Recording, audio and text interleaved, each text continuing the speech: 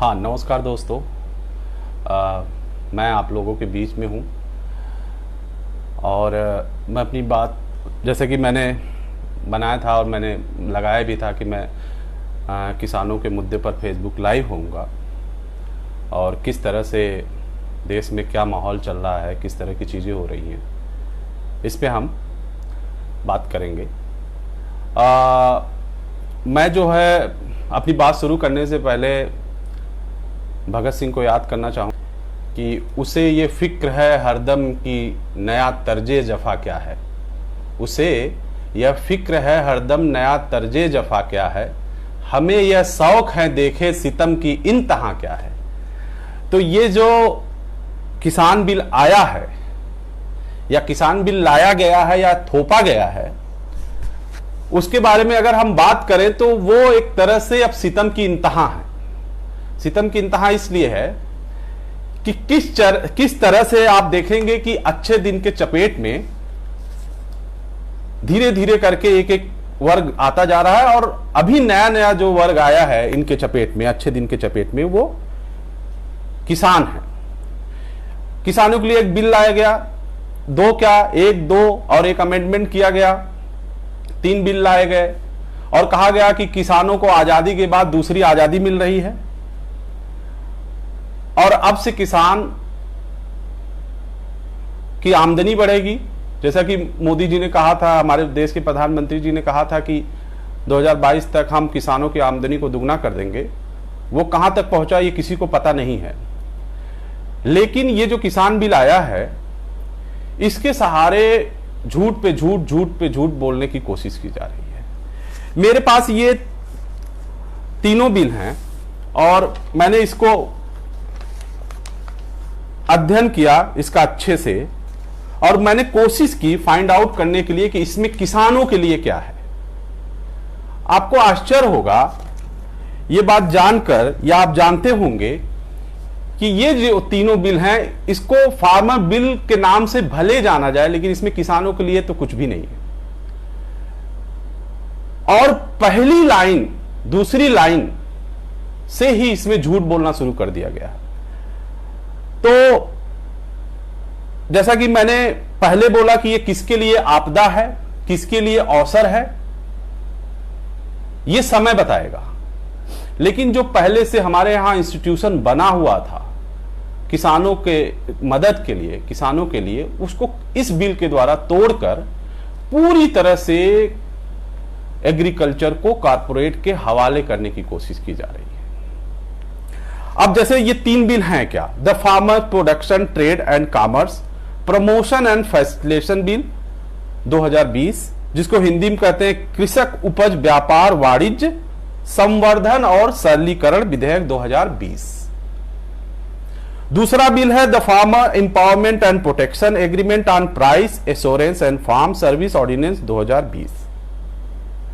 तीसरा बिल जो आया वो अनिवार्य वस्तुएं संशोधन बिल है, जिसमें अमेंडमेंट किया गया 1955 का जो लॉ था, एक्ट था, उसमें संशोधन किया गया।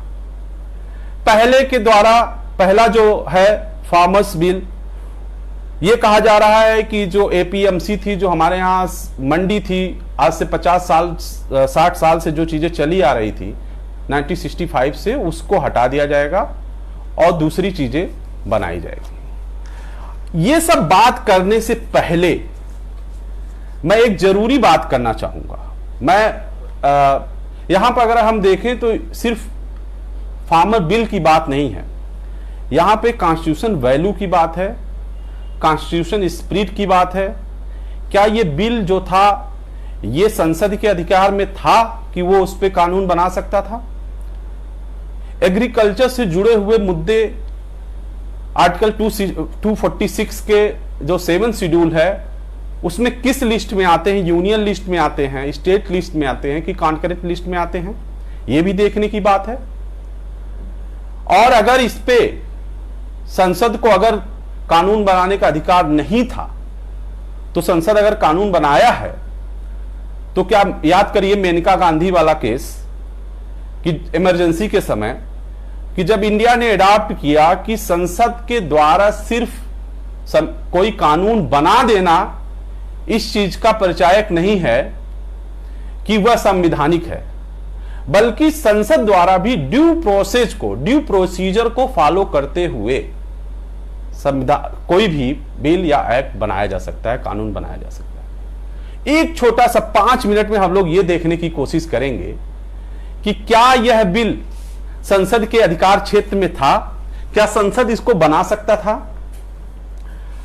इसको हम लोग पहले एक बार देख लेते हैं कि संसद को बनाने का अधिकार था कि नहीं था, संसद ने कैसे बनाया, क्या जो स्टेट का जो सेपरेशन ऑफ पावर है between state and union, state के पावर का इंक्रोचमेंट था संसद ने जो बिल बनाया, बिना स्टेट से पूछे, बिना किसान यूनियन से बात किए ये जो बिल थोपा जा रहा, वो भी ऐसे सिचुएशन में जब महामारी फैली हुई है देश में, अमेंडमेंट अध्यादेश लाया जाता है, अध्यादेश लाकर फिर बिल लाया जाता है, उस पे कैसे वोटिंग होती है, राज्यसभा टीवी चैनल को 3 सेकंड 4 सेकंड के लिए म्यूट कर दिया जाता है, जो राज्यसभा की रूल बुक है उसमें जो चीजें उसकी धज्जियां उड़ा दी जाती हैं। तो इन सब चीजों को अगर हम थोड़ी सी पड़ताल करें तो हमें एक चीज समझ में आएगा, एक चीज बहुत आसानी से समझी जा सकती है कि ये बहुत जल्दीबाजी में और एक स्पेसिफिक मंशा के साथ ये बिल लाया गया है, और जिसमें आप जब खोजेंगे उस पे हम बात बाद में करेंगे तो देखेंगे कि किसानों के लिए उसमें बहुत कुछ है नहीं। ये सबको पता है कि आर्टिकल 246 में क्लियर डिवीजन है, हमारा देश फेडरल स्टेट है और इसमें जो सेपरेशन ऑफ पावर है बिटवीन यूनियन एंड स्टेट के बीच, वह जो है हमारे संविधान का बेसिक स्ट्रक्चर है। संसद भी के अधिकार से परे है, संसद भी हमारे बेसिक स्ट्रक्चर को, कॉन्स्टिट्यूशन को छेड़खानी नहीं कर सकता। अगर हम इन 3 लिस्टों को देखें तो यूनियन लिस्ट में 97 सब्जेक्ट हैं, स्टेट लिस्ट में 66 सब्जेक्ट हैं, कॉन्करेंट में 47 है। अगर यूनियन लिस्ट की बात करें जिसपे होल सोल पावर है संसद को कानून बनाने का, उसमें अगर हम देखें तो 4 जगह जो है एग्रीकल्चर वर्ड का यूज हुआ है, एग्रीकल्चर शब्द आया है। अगर हम स्टेट लिस्ट को देखें तो उसमें 8 बार आया है, कॉन्करेंट लिस्ट देखें उसमें भी 4 बार आया है। और आपको ताज्जुब होगा कि जो यूनियन लिस्ट में 4 बार एग्रीकल्चर का जिक्र आया है तो चारों बार यह बताने के लिए आया है कि यूनियन लिस्ट में संसद को या यूनियन को यह अधिकार नहीं होगा कि वो एग्रीकल्चर से रिलेटेड कोई चीज बना सके। अब जैसे ये बेयर एक्ट है मेरे पास, बेयर एक्ट में अगर आप देखेंगे तो मैं आपको पढ़ के सुनाना चाहूंगा थोड़ी सी, अगर आप थोड़ा सा पेशेंस रखें तो मैं पढ़ के सुनाना चाहूंगा कि अगर हम यूनियन लिस्ट की बात करें तो उसमें जो एंट्री नंबर सब्जेक्ट 82, 86, 87, 88 है, 4 जगह जो है एग्रीकल्चर वर्ड का जिक्र आया है, जिसे देखिए taxes on income other than agriculture income. पहला अगर हम देखें तो अदर देन एग्रीकल्चर इनकम, किसी भी इनकम पे यूनियन को अधिकार है टैक्स लगाने का, उसमें एक्सक्लूजन है, छोड़कर एग्रीकल्चर से जो इनकम होता है उस पे यूनियन को कोई हक नहीं है टैक्स लगाने का। एकदम क्लियर चीजें है, एक्सक्लूड कर रहा है, वो जो संसद की पावर है उसको एक्सक्लूड कर रहा है कि भाई आप नहीं बना सकते। दूसरी चीज अगर 86 पे देखें, subject number 86, entry number 86, taxes on the capital value of assets exclusive of agriculture land. Agriculture land को छोड़कर किसी भी कैपिटल एसेट पे टैक्स इंपोज कर सकता है संसद, यूनियन गवर्नमेंट कर सकती है संसद के द्वारा। तीसरी चीज 87 में देखें, अगर entry number 87, state duty in respect of property other than agriculture land. यहां पर भी अदर देन एग्रीकल्चर लैंड मतलब संसद अदर देन एग्रीकल्चर लैंड के अलावा हर जगह स्टेट ड्यूटी अपना लगा सकती है। ड्यूटीज 88 देखें, duties in the respect of succession to property other than agriculture land. Succession of property के बारे में जो नियम कानून बनाएंगे अदर देन एग्रीकल्चर लैंड का जो सक्सेजन है उसको छोड़कर यूनियन नियम कानून बना सकती है, संसद बना सकती है। मतलब मैं ये कहना चाहता हूं कि 4 जगह एग्रीकल्चर का जिक्र आया है यूनियन लिस्ट में और चारों जगह संसद की पावर को रोका जा रहा है, संसद को एक्सक्लूड किया जा रहा है कि यूनियन गवर्नमेंट को एक्सक्लूड किया जा रहा है कि आप इस पे कानून नहीं बना सकते। इसी तरह से आप स्टेट में अगर आए तो स्टेट में 8 जगह जो है 8 जगह एग्रीकल्चर का जिक्र आया है। अभी जो हमने बोला यूनियन लिस्ट के एंट्री नंबर 82 पर जिस चीज से एक्सक्लूड किया गया है संसद को, उसी पर स्टेट को यह अधिकार दिया है कि उस पर वो कानून बना सकता है। टैक्स ऑन एग्रीकल्चर इनकम, इस पे कौन कानून बनाएगा? स्टेट बनाएगा। Duties in respect of succession to agriculture land, इस पे कौन कानून बना सकता है? स्टेट बना सकता है। State duty in respect of agriculture land, इस पे कौन कानून बनाएगा? कौन लॉ बनाएगा? कौन लेजिस्लेशन करेगा? स्टेट करेगा। Taxes on the land and building, इस पे कौन कानून बनाएगा? कौन करेगा? इस पे भी स्टेट करेगा। Transfer of property other than agriculture land, concurrent list में आइए, कॉन्करेंट लिस्ट में कि ट्रांसफर ऑफ प्रॉपर्टी पे जो भी लॉ होगा वो संसद द्वारा बनेगा, संसद उसको लेजिस्लेट करेगा other than agriculture land. Contract including partnership agency contract carries an other special form of contract but not including contract relating to agriculture land। अगर आप इन तीनों लिस्ट का अध्ययन करेंगे, थोड़ा सा अगर इसके अंदर तक जाएंगे तो आपको एक समझ में आएगा कि किस तरह से इस कानून के द्वारा इस बिल को लाने के लिए किस तरह एक तरह से यूनियन गवर्नमेंट ने यूनियन ने किस तरह से स्टेट के पावर को इंक्रोच किया है। That is against the spirit of our Indian constitution, जो हमारे संविधान का बेसिक स्ट्रक्चर है उसके खिलाफ जाकर इस बिल को लाया गया है। होना क्या चाहिए था? होना यह चाहिए था कि इस पे स्टेट की क्या मंशा है, या स्टेट को यह बोला जाता कि आप इस तरह से कानून बनाइए और उसमें संसद गाइड करेगा। या अगर आप संसद से बनाना चाहते हैं तो सारे स्टेट की मंशा को जानने की जरूरत थी कि स्टेट इस पे क्या सोच रहे हैं। किसान यूनियन से सोचिए कि तीनों स्टेट, मैंने तीनों लिस्ट का जिक्र किया है, चाहे वो यूनियन लिस्ट हो चाहे कॉन्करेंट लिस्ट हो, संसद को एग्रीकल्चर से जुड़े किसी भी लेजिस्लेटर से एक्सक्लूड किया जा रहा है कि आप उस पर नहीं बना सकते। ये स्टेट के हिस्से में आता है, स्टेट बनाएगा। लेकिन नहीं, मोटर व्हीकल एक्ट जो आया उसमें भी यही हुआ, उसमें स्टेट की क्या मंशा है, स्टेट क्या चाहता है, कुछ पूछा नहीं गया उसको। यूनियन गवर्नमेंट ने उसको बनाकर और सबके ऊपर इंपोज कर दिया। ये इतनी हड़बड़ी क्यों है? इतनी जल्दी क्यों है? किस बात का डर है? किसको फायदा पहुंचाना है? अगर आप किसानों के लिए सचमुच में यह कानून बना रहे हैं तो किसानों से बात कर सकते हैं, किसान यूनियन से बात कर सकते हैं, आप समय ले सकते हैं, डिफरेंट स्टेट से बात कर सकते हैं, उसके बाद इसको लेजिस्लेट कर सकते थे। लेकिन नहीं, इस समय महामारी का दौर है, सब कुछ बंद है, हड़बड़ी में आप अध्यादेश लाए। उसके बाद जो ही संसद शुरू हुई, 2-2 मिनट राज्यसभा में 2-2 मिनट वक्त दिया गया लोगों को बोलने का। आप देख लीजिए उठा के वीडियो। हड़बड़ी में आपने उसको लाया और वोटिंग भी जब हुई तो मुझे नहीं लगता, मैं जब से जानने लायक हुआ हूं, मैं यूनिवर्सिटी में पढ़ाता हूं, मैंने लॉ किया हुआ है, मैंने नहीं देखा कि संसद में इस तरह की बेईमानी की जाएगी, कि संसद में वोटिंग कैसे करवाया जा रहा है। एक बार उसको भी देखने की जरूरत है। तो अगर हम लोग देखें तो ये जो है एग्रीकल्चर से जुड़ी हुई चीजों पे संसद को अधिकार नहीं था। उसको अधिकार तभी था कि जो वो अपने विश्वास में लेता स्टेट को, लेकिन नहीं लिया गया।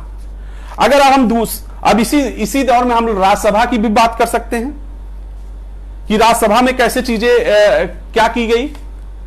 वॉइस वोट की बात हुई।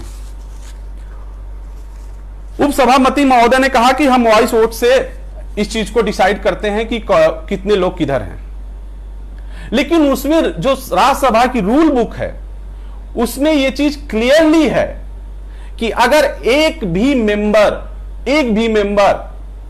अगर ये डिमांड करता है कि वॉइस वोटिंग नहीं बल्कि वोटिंग होनी चाहिए प्रॉपर इस पे, तो 3 तरह से वोटिंग हो सकती है।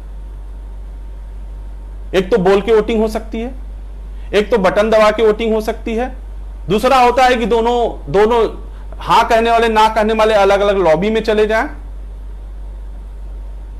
ये चीज का डिमांड एक भी अगर संसद सदस्य, एक भी सांसद अगर इस चीज की डिमांड करता है कि हम वॉइस वोटिंग में बिलीव नहीं कर रहे हैं, आप वोटिंग कराइए, तो in any circumstances, rule book में लिखा है इन एनी सर्कमस्टेंसेस सभापति को या उपसभापति को वोटिंग करवानी चाहिए।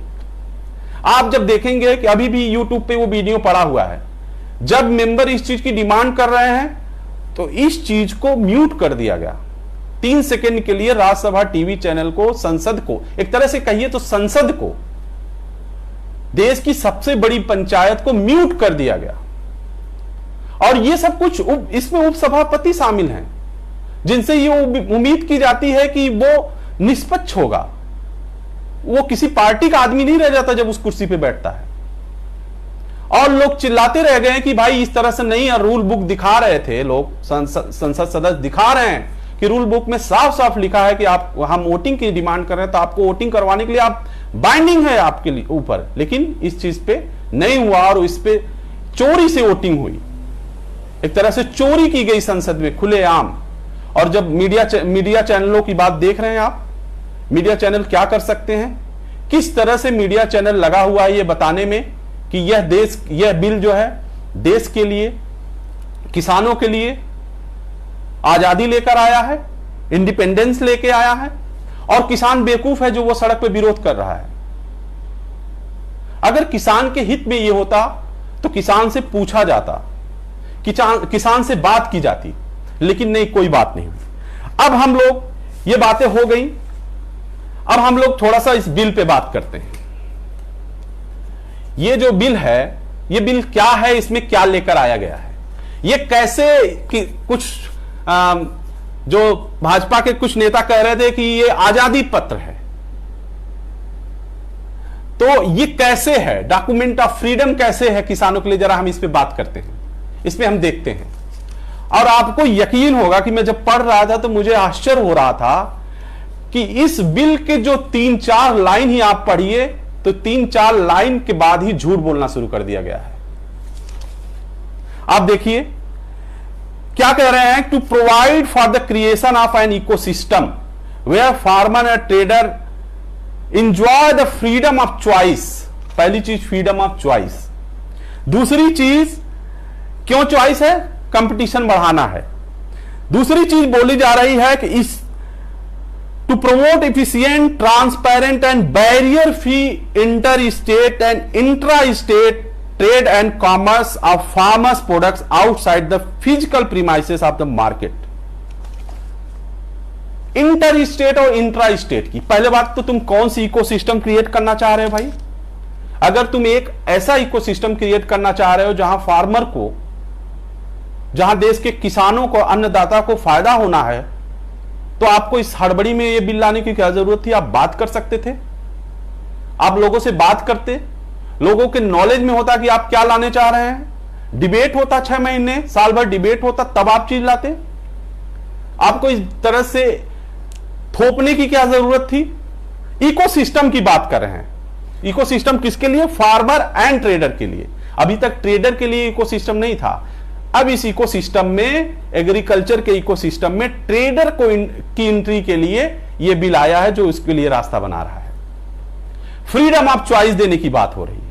कितना बड़ा झूठ बोला जा रहा है, और वो बिल में बोला जा रहा है, संसद में बोला जा रहा है कि अब किसान जो है कहीं भी जाकर अपनी उपज को बेच सकता है, अपने सरप्लस को बेच सकता है।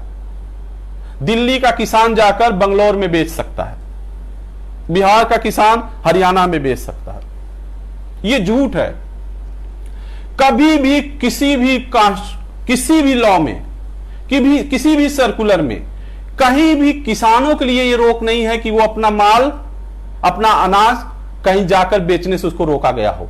वो पहले से फ्री है। वो किसी स्टेट में जाकर, किसी दूसरे डिस्ट्रिक्ट में जाकर, किसी दूसरे मंडी में जाकर शांता कुमार का रिपोर्ट है, शांता कुमार की रिपोर्ट में यह चीज कही गई है कि सिर्फ 6% लोग मंडी में जाकर अपना अनाज बेचते थे, 94% लोग मार्केट में जाकर बेचते थे।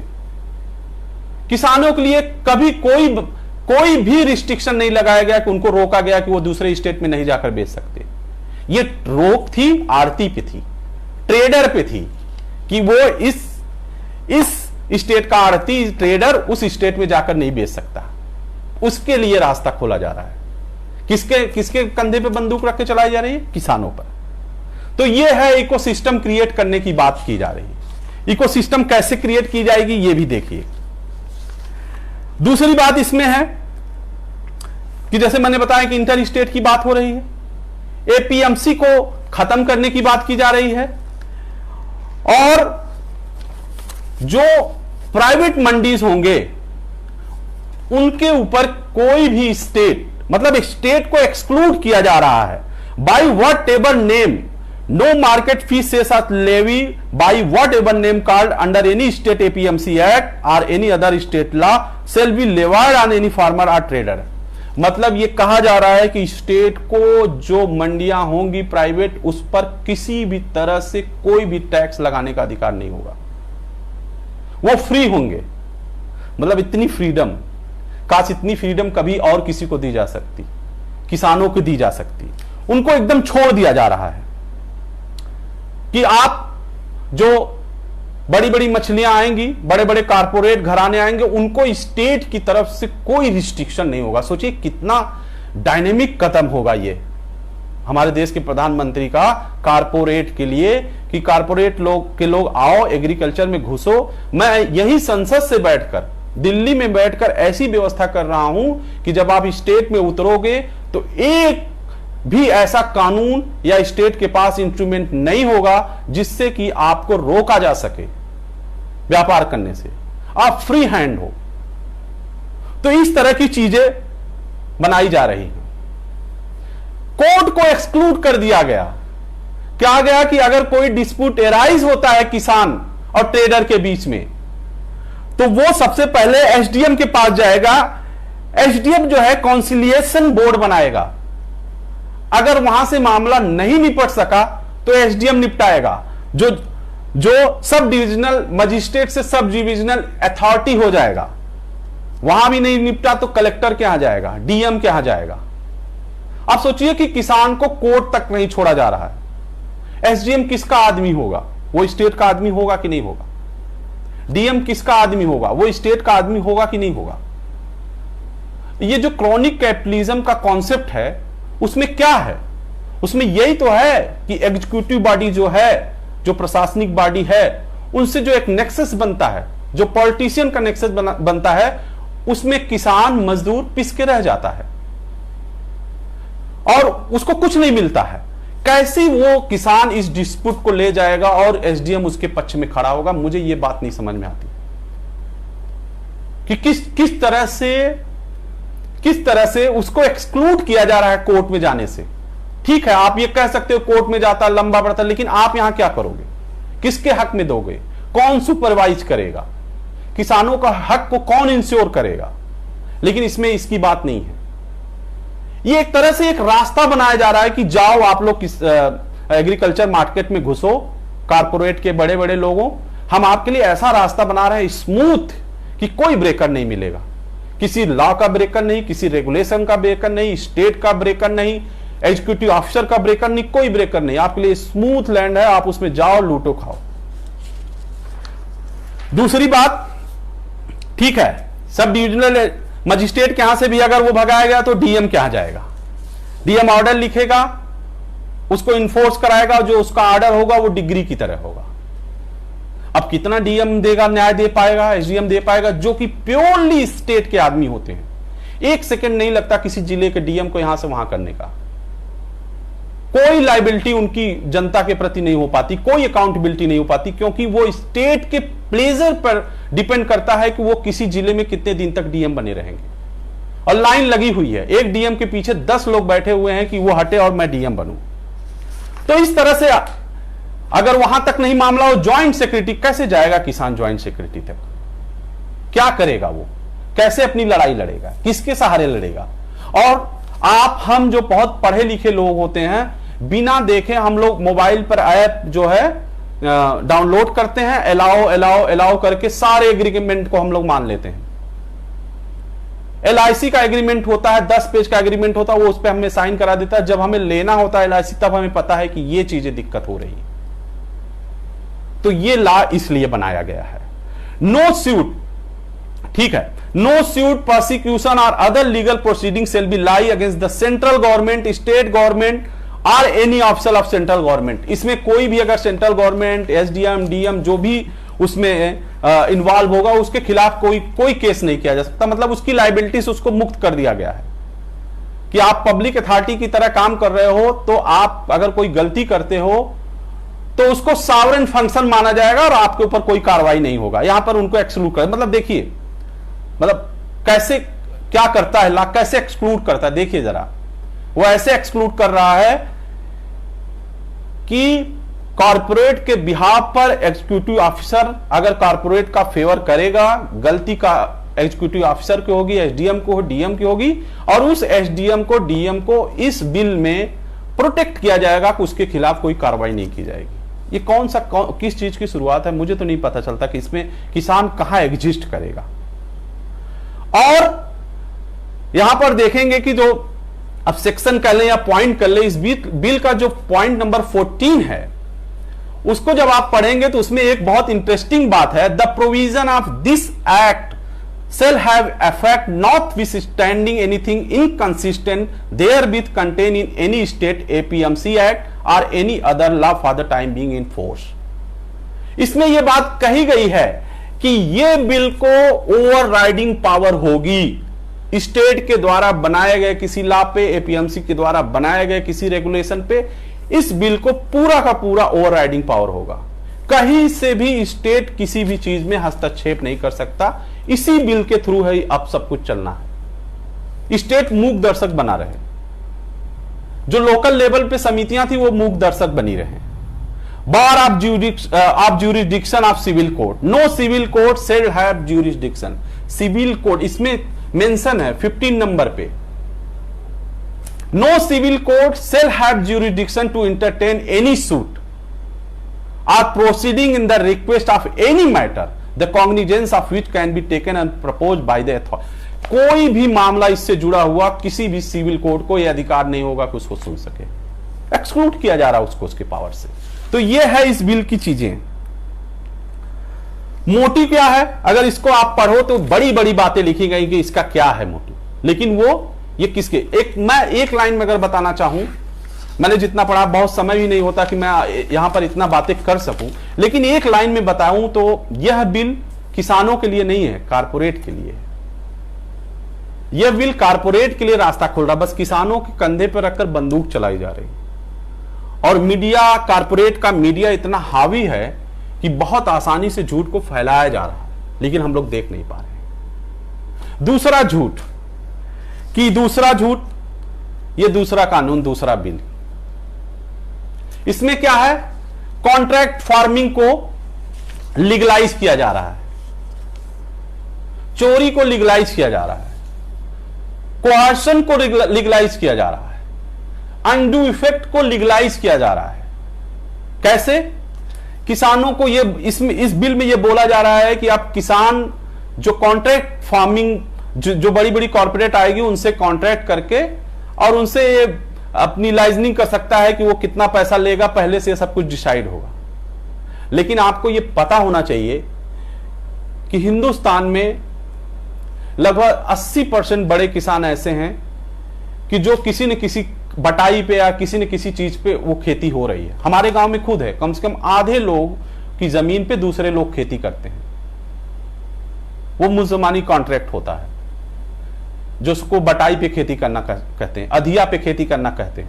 वो चीजें चल रही हैं। अब इसमें क्या नहीं था जो नहीं चल रही थी? वो नई चीज ये थी कि कारपोरेट के लिए रास्ता नहीं था।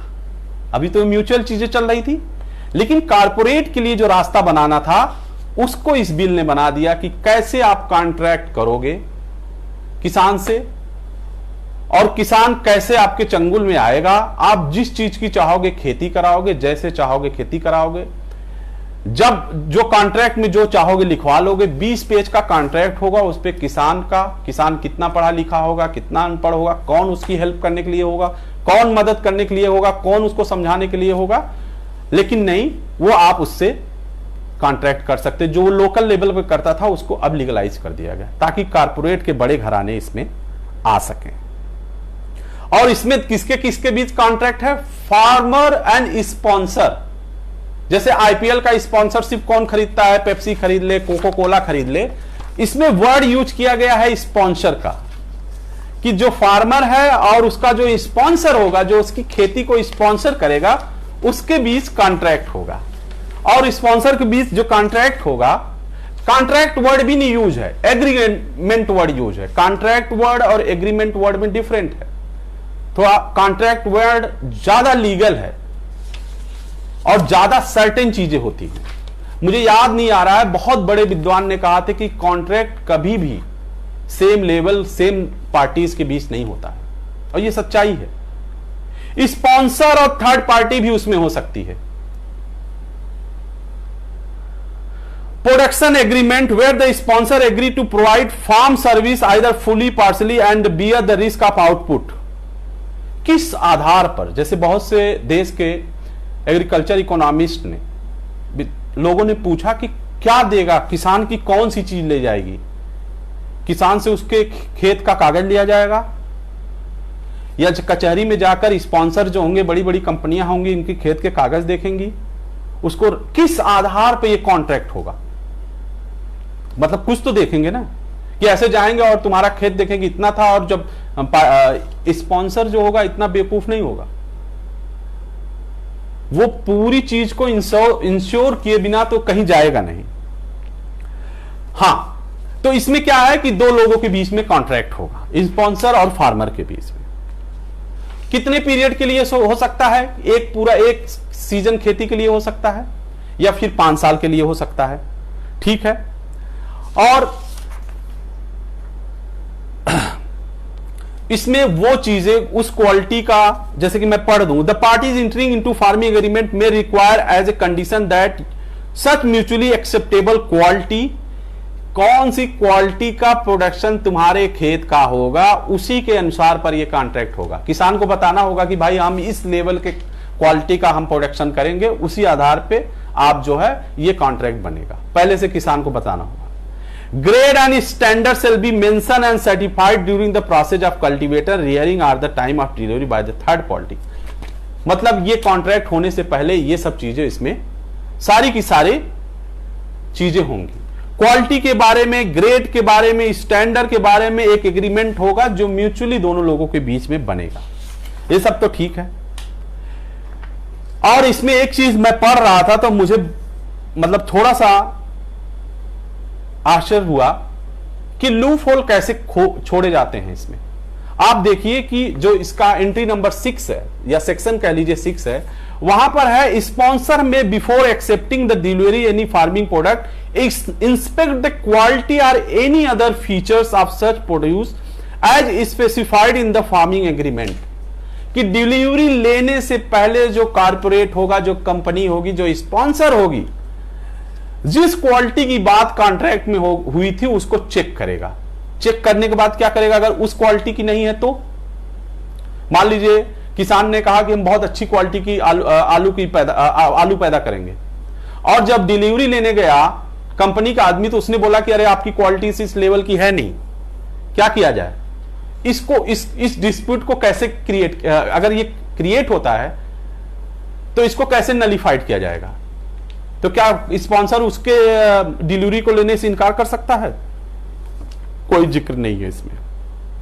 मतलब जब तक डिलीवरी हो ना जाए, किसान की पेमेंट हो ना जाए, तब तक ये कॉन्ट्रैक्ट का पेपर किसान के गले की हड्डी घूमती रहेगी। अच्छा, इसमें क्या हुआ? रास्ता खुल गया। क्या हुआ? एक रास्ता खुला कारपोरेट के लिए कि वो किसान से डायरेक्ट एग्रीमेंट करके उससे अपने मनमर्जी, अपने हिसाब से खेती करवा सकता है। चलिए, ये हो गया। दूसरा रास्ता क्या खुल जाता है? Farming agreement has been entered in the respect of any farming product under ordinance such product shall be exempted from the application of any state है। स्टेट एक्ट को कोई भी राइट नहीं होगा इन दोनों के बीच में आने का। No stock limit in the agreement. अगर स्टॉक लिमिट क्या मतलब, एक और रास्ता निकाला गया कि जो किसान, जो कारपोरेट घराने या कंपनी इसमें इन्वॉल्व होगी और डायरेक्ट किसानों से कॉन्ट्रैक्ट कर करके वो अनाज इकट्ठा करती है, उसके ऊपर स्टॉक लिमिट नहीं होगा। स्टॉक लिमिट की बहुत चिंता है इन तीनों बिल में। गवर्नमेंट को ये चिंता बहुत ज्यादा है कि स्टॉक लिमिट को कैसे हटाया जाए। क्यों हटाया जा रहा है ये आप समझ सकते हैं। गवर्नमेंट हर जगह दाएं बाएं करके कहीं ना कहीं से उसको ये मेंशन कर रहा है कि भाई स्टॉक लिमिट नहीं होगी। और इसमें जब डिस्प्यूट होगा तो इसमें भी वही चीज कि एसडीएम कैंसिलेशन बोर्ड बनाएगा। एसडीएम उसके बाद अगर उस बोर्ड से नहीं समझौता हुआ तो दोनों पार्टी एसडीएम के पास आएंगी, एसडीएम से नहीं हुआ तो डीएम के पास जाएंगी। यही चीज चलता रहेगा 15 दिन में 30 डे 19 डे यही प्रोसेस चलता रहेगा। एकदम सेम वही चीज है। मतलब कि किसान को जाने के लिए यहां पर दूसरे बिल में भी रास्ता बंद कर दिया गया कोर्ट के जाने का। मुझे नहीं समझ में आता कि इसको कैसे किया जाएगा, क्या किया जाएगा। ये एक समझने की बात है। इसमें भी सिविल कोड का ज्यूरिसडिक्शन नहीं होगा, इसमें मेंशन कर दिया गया है, एक्सक्लूड कर दिया गया सिविल कोड को। इनको बहुत चिंता है कि भाई कोर्ट में मामला ना फंसे। ठीक है, बहुत अच्छी बात है, कोर्ट में मामला जाता है, उलझ जाता है। जब उलझ जाता है तो बहुत दिक्कत होती है और दिक्कत होने के साथ साथ न्याय नहीं मिल पाता है, 10-10 साल तक केस चलते हैं। आपको इसकी चिंता है, लेकिन आप ये क्यों नहीं सोच पा रहे हो कि किसान कैसे कारपोरेट से लड़ पाएगा। जो बड़े बड़े लॉयर, कारपोरेट लॉयर, कंपनी के बड़े बड़े लॉयर होंगे, उनके बड़े बड़े लीगल एडवाइजर होंगे, दिन रात वो बिल लेकर कंपनी के आदमी इसमें लूप होल खोलते रहेंगे, खोजते रहेंगे कि किसान को कैसे बेवकूफ बनाया जा सके। तो ये स्थिति है। और अब हम लोग थोड़ा सा बात करते हैं कि एपीएमसी क्या होता है और एपीएमसी को हटाने की इतनी इनको जल्दी क्यों है, जो सरकारी मंडी है। मैं एक चीज आपको बहुत दो चीजें मैं बात करके अपनी खत्म करूंगा और इस चीज को अगर हम लोग समझ लें तो मुझे लगता है कि सारी चीजें हमें समझ में आ जाएगी कि ये दोनों बिल आने के बाद एक चीज ये क्लियर हो गया कि सरकारी मंडी की तरह प्राइवेट मंडी भी होंगी। मंडी, एपीएमसी और जो एमएसपी है, मिनिमम सपोर्ट प्राइस, ये दोनों एक दूसरे से जुड़े हुए हैं। जैसे ये देखिए कि इस दोनों बिल को आप अध्ययन करेंगे तो इस बिल में यह है कि जो सरकारी मंडी है उसके बाहर कहीं भी किसान प्राइवेट मंडी में भी छोटे छोटे जगहों पर वो बेच सकता है, यहां बेच सकता है। ये है मंडी। मंडी में कोई चीज कैसे खरीदी जा सकती है। अगर मान लीजिए गेहूं 1400 रुपया कुंतल है तो 1399 रुपया में कोई भी मंडी का आड़ती, बिजनेसमैन गेहूं को खरीद नहीं सकता। अगर 1400 है तो 1401 रुपए में तो खरीदना ही पड़ेगा, नहीं तो 1400 में खरीदना पड़ेगा। तो ये किसान का क्या होता है, जैसे शांता कुमार रिपोर्ट की मैंने जिक्र किया। देखिए एक चीज समझने की कोशिश करिए कि कैसे चीजें चलती हैं। 4% लोग जो होते हैं वही जो है आकर मंडी में बेचते हैं। बाकी पहले से, इस बिल को आने से पहले 96% लोग अपना जो अनाज है वो प्राइवेट व्यापारियों को बेचते रहे हैं, हमेशा मार्केट में बेचते रहे हैं जहां उनको मिला। कैसे मिल रहा है इसको आप समझने की कोशिश करिए। अगर मंडी में वो बेचेगा तो उसको 1400 रुपया मिलेगा। किसान को यह बात बहुत अच्छी तरह पता रहती है। अगर वो मंडी में बेचेगा तो उसको 1400 रुपया मिलेगा और यह बात व्यापारी को भी पता है। और जब बाहर ये चीज किसान अपना बेच रहा है तो वो तभी बेचता है जब वो देखेगा कि अगर वो मंडी में ले जाएगा ट्रैक्टर से अपने अनाज को बेचने के लिए तो उसको एक बोरी पर कम से कम 20 रुपया उसको किराया देना होगा। तो अगर उसके घर पर कोई व्यापारी आए और बोले कि मैं 1390 में आपका खरीदना चाहता हूं तो किसान बेच देगा। तो जो 96% लोग अपना अनाज बेच रहे हैं वो बहुत आसानी से एमएसपी अपना पा जा रहे हैं बाहर बेच कर भी। क्योंकि अगर उनसे एमएसपी मान लीजिए 1400 में गेहूं बिक रहा है, अगर कोई किसान उसको 1300 में खरीदना चाहेगा तो वो बोलेगा नहीं नहीं हम अपना मंडी ले जाके बेच लेंगे। तो अगर किसी आढ़ती को बाहर खरीदना है तो उसको 1400 के आसपास ही खरीदना पड़ेगा, 10 रुपया 20 रुपया कम छोड़ के। क्योंकि 10-20 रुपया किसान इस मार्जिन को लगा लेता है कि मुझे मंडी तक जाने में जो खर्चा आएगा वो 10 हर कुंतल पे 10-20-25 रुपया आ जाएगा। तो इस तरह से आप देखेंगे कि एमएसपी जो है डायरेक्ट नहीं इनडायरेक्ट सारे किसानों को फायदा पहुंचा रही है। और बड़े बड़े जैसे देवेंद्र शर्मा जी जो हैं एग्रीकल्चर इकोनॉमिस्ट, वो बोलते हैं, उनका रिसर्च है 30 साल का, वो बोलते हैं कि जहां जहां पर एमएसपी नहीं है जिस जिस चीज के लिए, वहां पे धीरे धीरे प्राइस जो है डिप्रेस करता जाता है। मतलब एक ही सहारा है, एमएसपी है तो किसान को गिरते पड़ते आत्महत्या न करने लायक आमदनी आ जाती है। और जिस जिस चीज पे एमएसपी नहीं है उस पे उसको कभी फेंकना पड़ रहा है, कहीं सड़क पे डालना पड़ रहा है, कोल्ड स्टोरेज में छोड़ देना पड़ रहा है, ये हालत हो रही है। और ये दोनों बिल मिलकर क्या कर रहे हैं कि एमएसपी हटा रहे हैं। एमएसपी हटाने का इनका क्या तरीका है, आप एक चीज समझिए कि मोदी गवर्नमेंट या जो मौजूदा गवर्नमेंट है वो कहती है कि हम मंडी बनी रहेंगी, जो सरकारी मंडी है वो बनी रहेंगी, सरकारी मंडी को हम नहीं हटाएंगे, और उसके बाद प्राइवेट मंडी होंगी।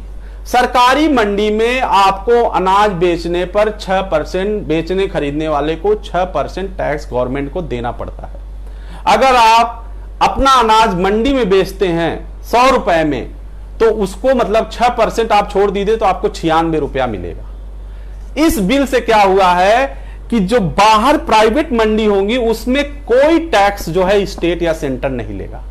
तो अगर उसमें किसान जाकर अपना अनाज बेचता है तो उसको 100 में 100 रुपया मिलेगा। आप बताइए, मान लीजिए अगर 98 पे भी खरीद ले प्राइवेट मंडी वाला, तब भी किसान वहां बेच आएगा। आप बताइए कि ये सरकारी मंडी कितने दिन सस्टेन करेगा? नहीं करेगा सस्टेन। सरकारी मंडी बहुत जल्दी ही टूट जाएगा, खत्म हो जाएगा।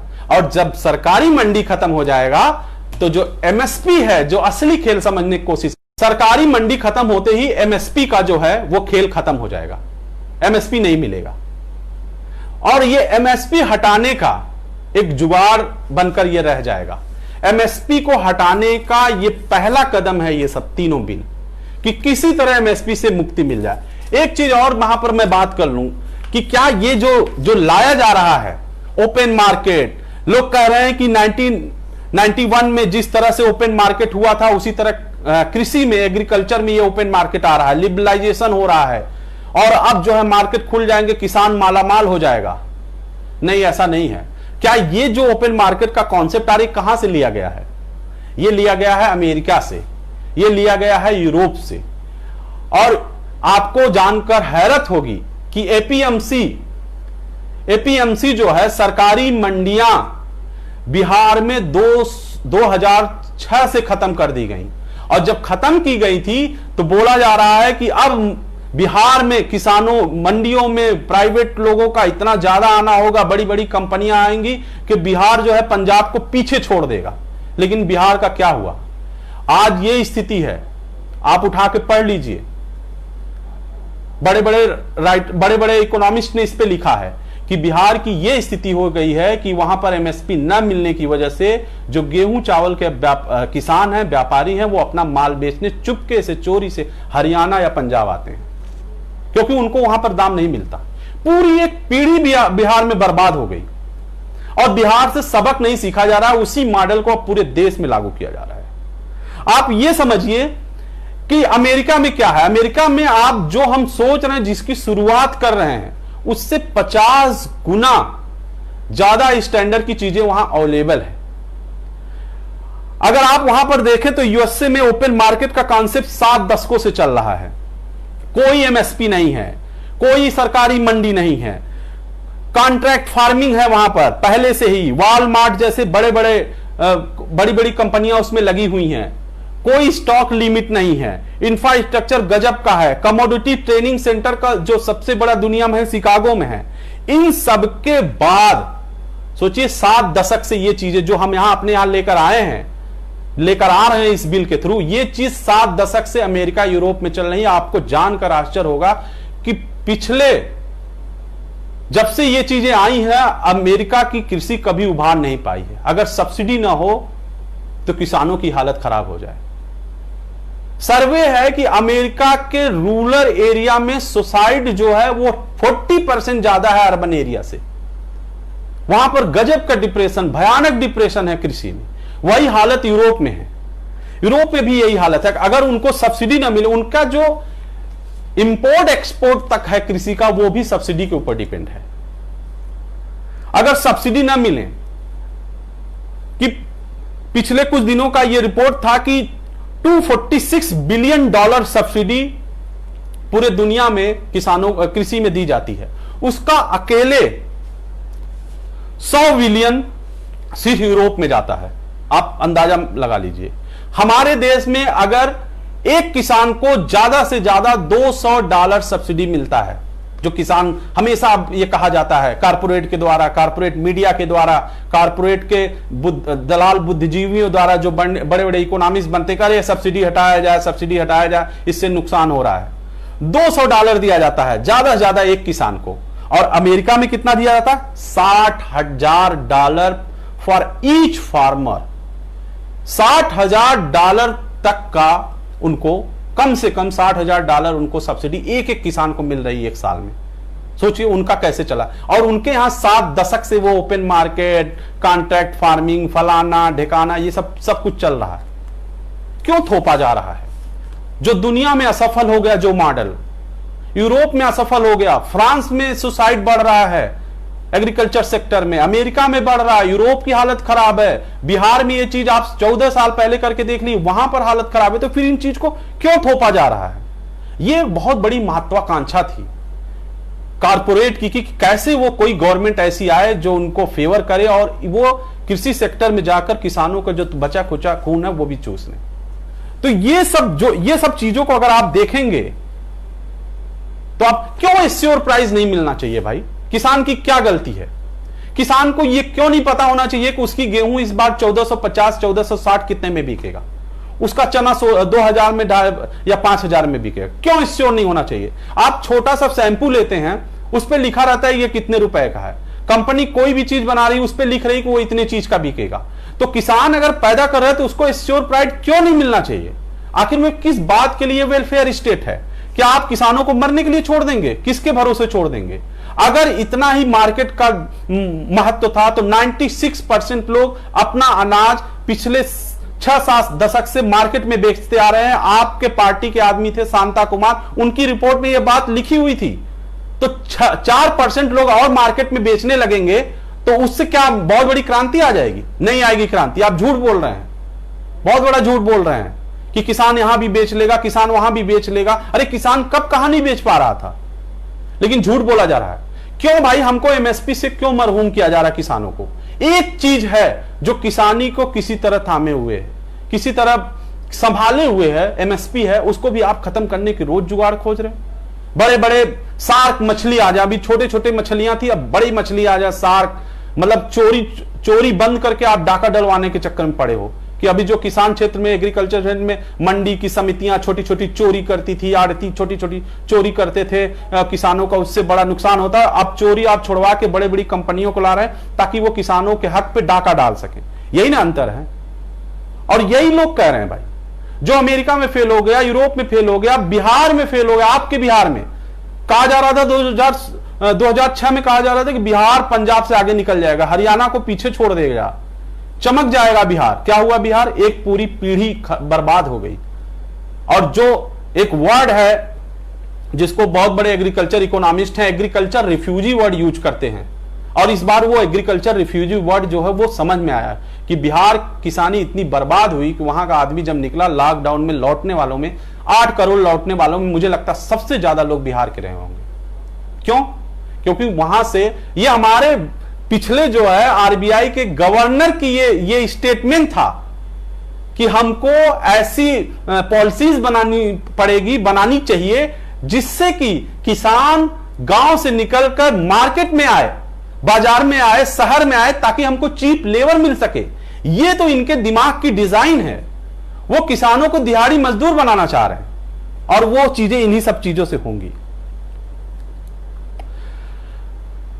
अब इन सब चीजों का अगर हम लोग थोड़ा और बात कर सकते हैं तो अगर मंडी, हमारे देश में मंडी होनी चाहिए थी, लगभग 42,000 मंडी होनी चाहिए, हर 5 किलोमीटर के रेडियस में एक मंडी होनी चाहिए, लेकिन वो है नहीं। 7,000 मंडियों से काम चलाया जा रहा है। मंडी मंडी मंडी बर्बाद कर दिया किसानों को, इस तरह की चीजें की जा रही हैं, लेकिन वो चीजें है नहीं। एक चीज और मैं आपको जिक्र करना चाहता हूं, उसके बाद हम लोग अलविदा लेंगे, अलविदा कहेंगे। 1970 के बाद और 2015 के बीच, 1970 में जो गेहूं का दाम था, मिनिमम सपोर्ट प्राइस था, एमएसपी था, वो 76 रुपए था एक कुंतल का, और 2015 में 1450 हुआ। मतलब 1970 से लेकर 2015 तक अगर आप देखें तो किसान की आमदनी में 19 गुना की बढ़ोतरी हुई है। कितना बढ़िया 19 गुना।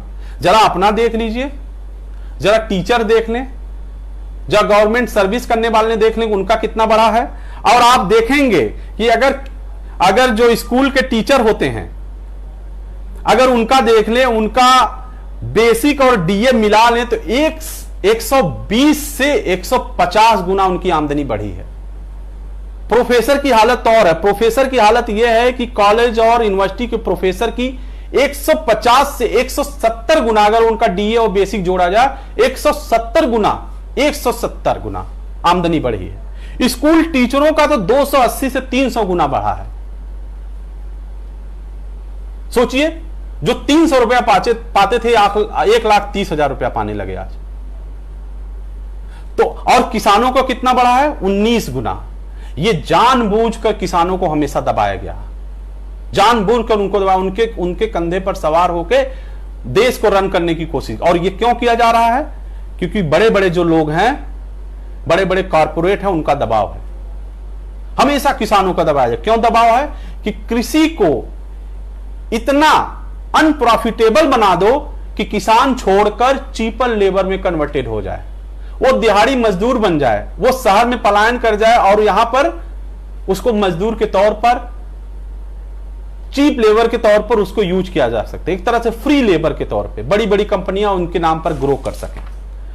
तो आप देखेंगे तो ये जो, जैसे अब एक चीज और मैं जिक्र करना चाहूँ जिसको कि बहुत लोग इसको कोट कर रहे हैं डिफेंड में, कि राजू सेठी हैं और शरद जोशी हैं, ये लोग महाराष्ट्र के हैं और ये लोग बहुत बड़े किसान नेता हैं, ये लोग इस बिल का समर्थन कर रहे हैं। बेसिकली बात क्या है? शरद जोशी 2 बार सांसद रहे हैं, वो जहां से जीते हैं वो गन्ना का एरिया है, वहां पे मोस्टली विदर्भ का एरिया में गन्ना का ही पैदावार होता है। राजू सेठी भी उन्हीं की राजनीति करते हैं, जो गन्ना प्रोडक्शन होता है। और आप सोचिए कि गन्ना का जो प्राइस होता है वो फिक्स किया जाता है स्टेट के द्वारा हमेशा, और एमएसपी जब हट रहा है तो ये लोग सपोर्ट कर रहे हैं। सोचिए, आपका जो प्राइस है गन्ने की, वो खुद स्टेट अगर फिक्स ना करे तो आपकी हालत खराब हो जाए, और जब किसानों का एमएसपी मिल रहा है जो वो फिक्स हो रहा है तो आपको उसको दिक्कत है एमएसपी से। भाई कौन सा मंडी एग्जिस्ट करेगा, सरकारी मंडी, अगर उसको 6% वहां पर टैक्स लगता रहेगा और प्राइवेट मंडियों में कोई टैक्स नहीं लगेगा, कोई नहीं बेचेगा, और मुश्किल से 10 साल के अंदर पूरी की पूरी मंडियां खत्म हो जाएंगी। तो ये सब चीजें हैं, ये सब समझने की चीज है। मैं लास्ट में अपनी बात को यहीं पे कंक्लूड करूंगा कि इन तीनों बिल को अगर आप अध्ययन करेंगे, जानेंगे, तो आपको ये जान के आश्चर्य होगा कि इन तीनों बिल में मतलब जो एग्जिस्टिंग सिचुएशन थी किसानों में, उसमें कोई परिवर्तन नहीं हुआ है, बल्कि ये तीनों बिल मिलकर कारपोरेट के लिए नए रास्ते खोले हैं। कारपोरेट को फायदा करवाने के लिए ये बिल लाया गया है, इसीलिए चोरी से लाया गया, संविधान को ताक पर लाया गया, राज्यसभा में खुले टीवी पे खुली आंखों के सामने इतने सांसदों के सामने बेईमानी करके लाया गया, लोगों को गुमराह किया जा रहा। कुछ है भी नहीं, तुम्हारा कैबिनेट मिनिस्टर इस्तीफा दे रहा है। भाई कुछ है भी नहीं तो क्यों इस्तीफा दे रहा? आप अपने कैबिनेट मेंबर को नहीं सेटिस्फाइड कर पा रहे हो, और अगर आपकी मनसा इतनी साफ होती तो आप जैसा कि मैंने शुरू में ही बताया कि एग्रीकल्चर पूरी तरह से स्टेट का सब्जेक्ट है, स्टेट को उस पर पावर दी गई है कॉन्स्टिट्यूशन के द्वारा। आपको मैं एक चीज बताऊं, अगर कहीं पे कॉन्स्टिट्यूशन में ये लिख दिया जाए या किसी लॉ में ये लिख दिया जाए कि कोई सुविधा ब्लाइंड के लिए है, तो ब्लाइंड के लिए है तो इसका मतलब सारे विकलांगों के लिए नहीं है, दिव्यांगों के लिए नहीं है, क्योंकि वहां पे स्पेसिफाइड है ब्लाइंड। तो कोई भी चीज कॉन्स्टिट्यूशन में या कोई भी लॉ उसमें ऐसे नहीं लिखा गया है, उसकी कोई न कोई उसके पीछे कारण रहा है। तो अगर हमारे संविधान बनाने वालों ने अगर एग्रीकल्चर को होल सोल अगर उन्होंने स्टेट के हाथ में सौंपा था, तो आपको इसको सम्मान करते हुए कम से कम स्टेट को कॉन्फिडेंस में तो लेते हैं, लेकिन ये सब भी नहीं किया गया। मुझे नहीं लगता कि इन तीनों बिल से हो सकता है कि 2-4 साल लगे कि अच्छा हुआ, लेकिन लॉन्ग टाइम के लिए किसान पूरी तरह बर्बाद होने जा रहा है। जब अमेरिका नहीं खुद को संभाल पा रहा है, यूरोप नहीं संभाल पा रहा है इस मॉडल के साथ, फ्रांस में सुसाइड बढ़ गए हैं फार्मर के, तो हमारी क्या औकात है, हम क्या संभाल पाएंगे। इसी के साथ मैं समाप्त करता हूं। नमस्कार, बहुत अच्छा लगा आप लोग जुड़े।